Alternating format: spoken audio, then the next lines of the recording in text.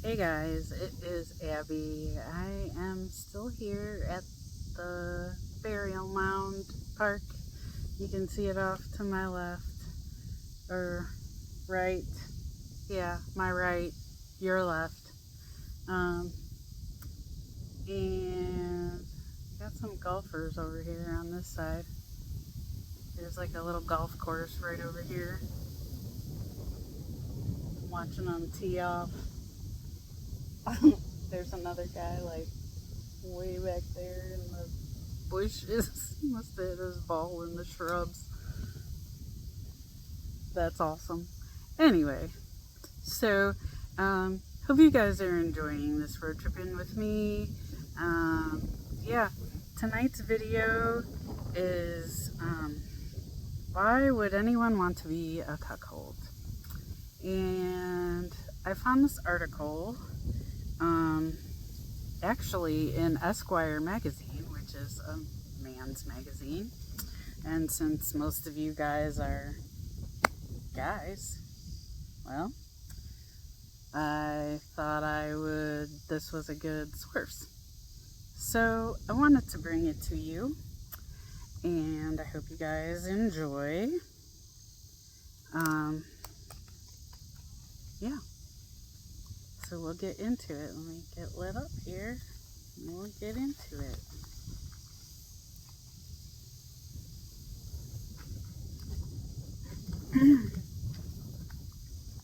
Got pink.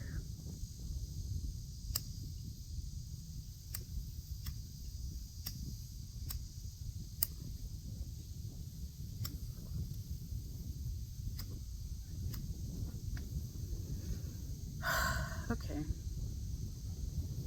I'm just not cooperating.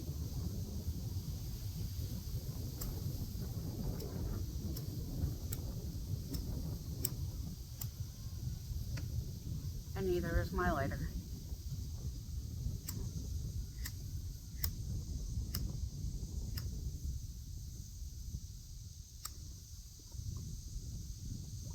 Ooh, almost had it.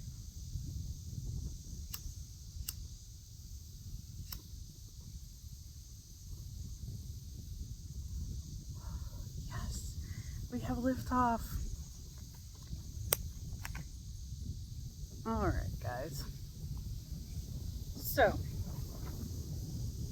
according to this article in Esquire magazine, it says basically that the cuckolding fetish, for those of you who don't know what it is about a guy getting turned on by his wife or girlfriend doing the devil's tango with someone else.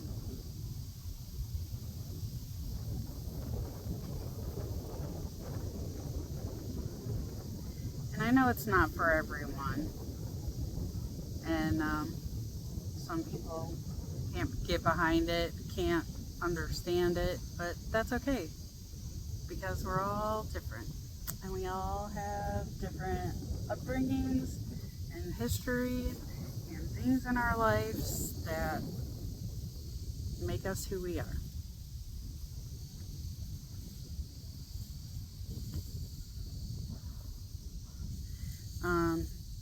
When I was doing my little Google search, it said that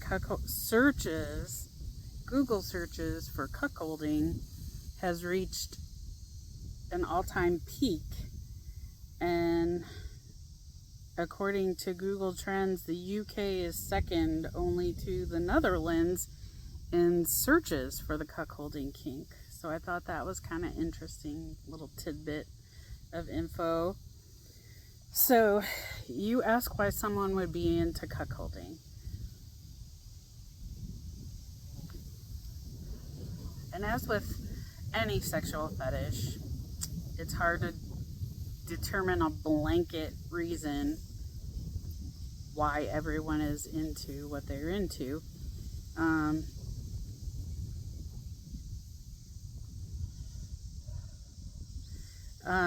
But in this article,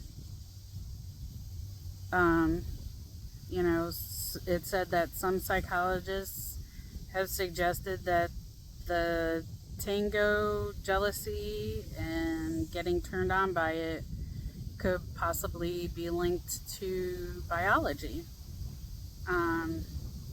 Some psychologists have said that the possibility of watching your wife with someone else will turn you on so you can compete or beat the other sperm for fertilization.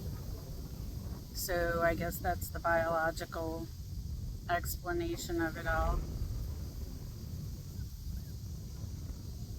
And I know I've made mention of this in another video. I'm sorry, guys. The wind is blowing my hair and my lip gloss, and it's sticking. Anyway, you know, keep in mind I have made mention of this being in one of my early on videos about cuckolding being around since like the 13th century,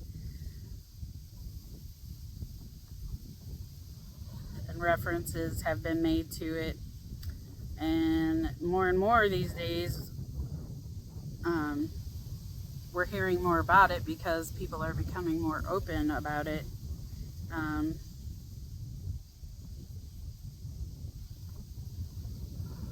The article also said that there was suggestion not only of the biological play into this fetish and desire,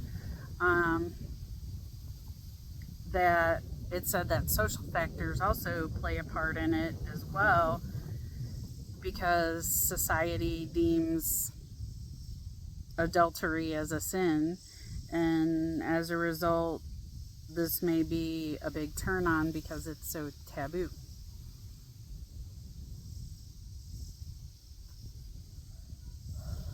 And one of the contributors to that article was a psychologist who said in his book, Tell Me What You Want, The Science of Sexual Desire and How It Can Help Improve Your Sex Life. His name is Justin Laymiller. He surveyed thousands of Americans and discovered that 58% of women or men and about a third of the women had thought about cuckolding. It says men are more likely to fantasize about it and they do it more often, but there are a number of women who have these fantasies as well, which points to the need for more research focused on women's cuckolding desires.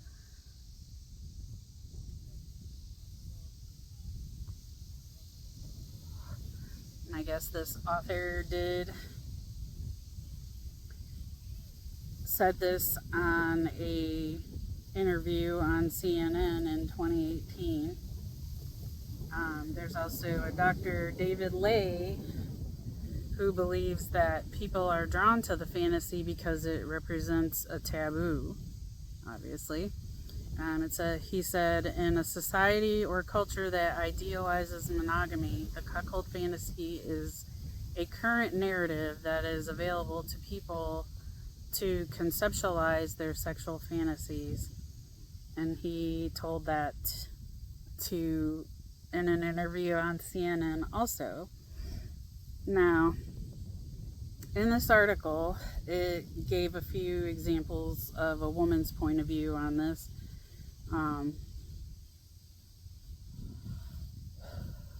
One of the woman's point of view was that finding a partner who gets turned on by watching me shag other people sounds like the tango equivalent of winning the lottery.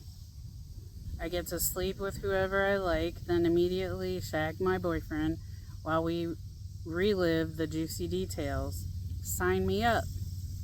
Unfortunately, I've had a go at fulfilling a couple of cuckold fantasies, and the reality is much more complicated than the sexual free-for-all that exists in my own head.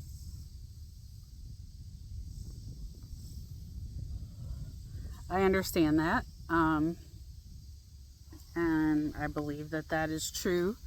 There are lots of things you kind of almost have to mentally prepare and discuss things with your partner and whomever you may bring into the bedroom with you.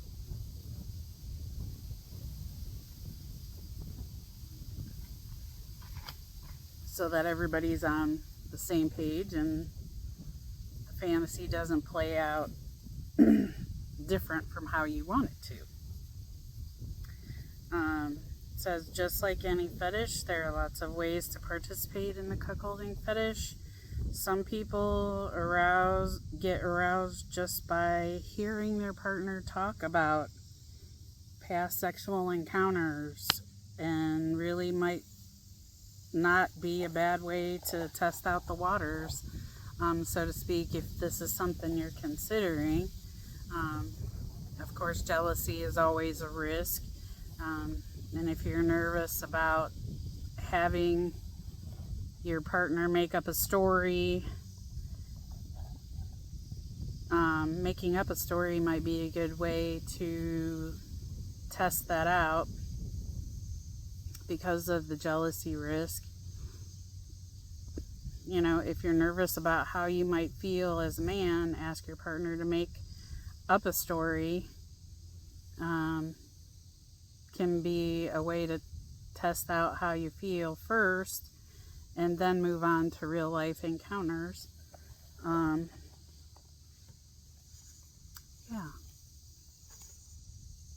We'll get another smoke lit up here.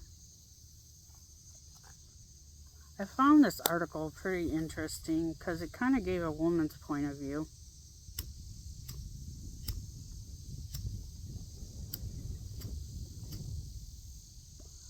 Okay, if I can get my lighter to work, that'd be swell.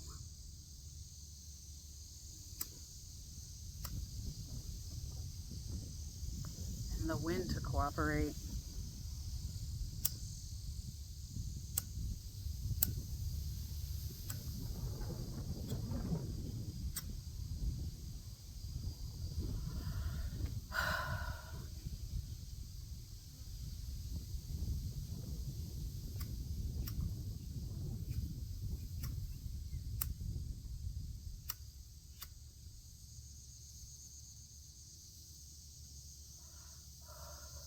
I swear, anyway I turned my hand, it cut my hand, the wind was following it. Anyway, it says,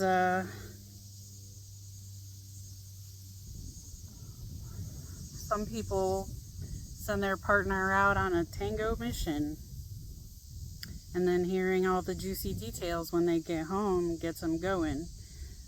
Like going to a club and picking up a guy and going on a date and coming home and then hearing all the juicy details when they get home.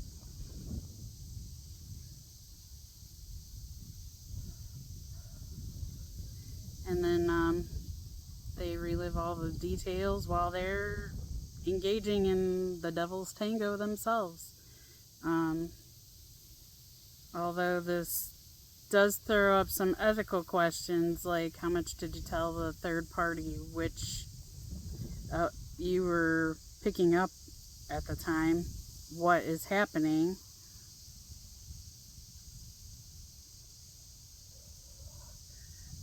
I'll be honest, giving full disclosure would probably be best to avoid any drama. And who knows, they may be into it too, and you could bring them home to join in.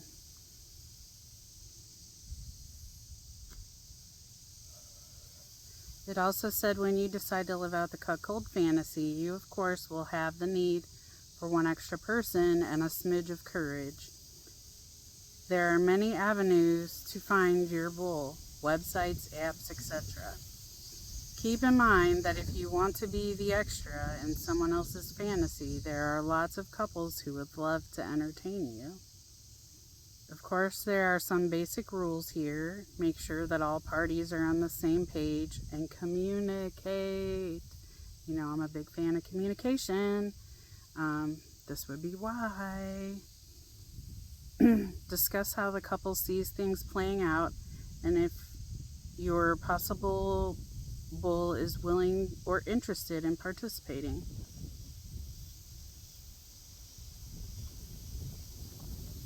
Some things to consider, again, would be, will her husband or boyfriend be watching from across the room? Will they be in the room? Will they be involved? Will they offer suggestions or direct action, the action, and see what they, as to what they want to see happening? You know, if you are the cuckold couple, make sure that these things are discussed with your third person before getting started, because you don't want awkwardness, you want fun. That's the whole idea.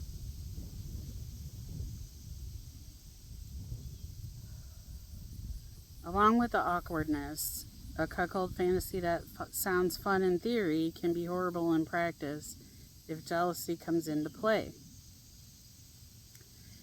We all have grown up being told that love and the devil's tango should be between two people. Society puts a lot of pressure on that, which has primed us to react with horror. So very true. Demanding an immediate breakup, followed by a 3-month rebound sex fest to recover. After all, if it wasn't for this idea being ingrained in us, cuckolding probably wouldn't have the same fetish status that it does. True story there.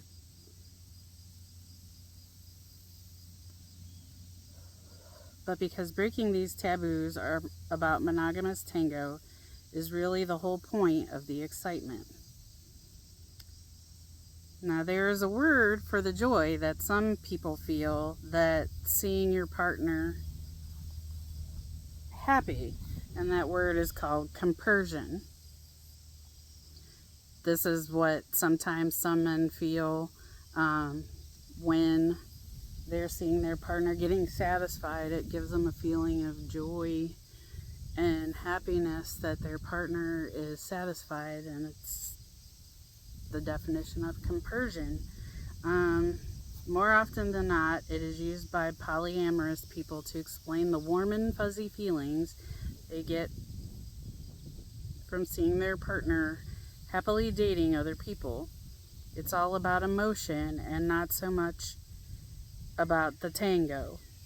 Cuckolding is more closely rooted to the sexual humiliation, based on the idea that it is forbidden for one man to take another man's wife.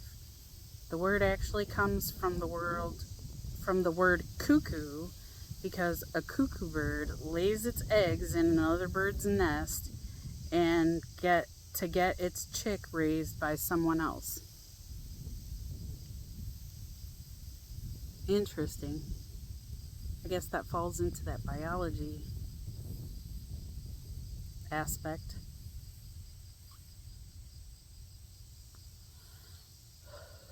Cuckolding is often wrapped up in offensive or disturbing assumptions. First is ownership. A guy should control his girlfriend or wife.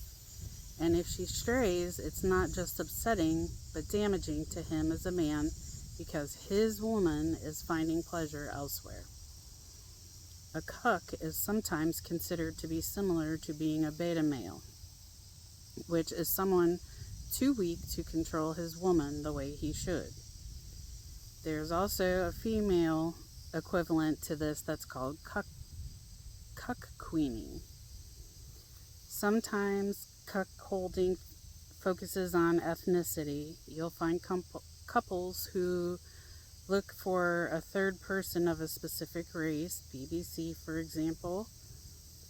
It most certainly does not mean that those who participate in cuckolding will all have the same fetish experiences. Just like the smoking fetish, depending on the individual's nuances of their kink.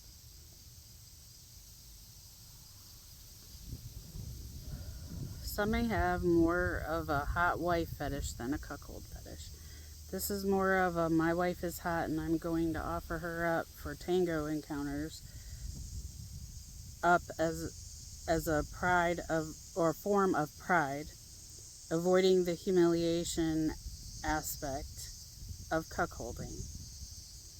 And of course there's swinging, which is pretty much a tango free-for-all. Everyone gets the chance to tango.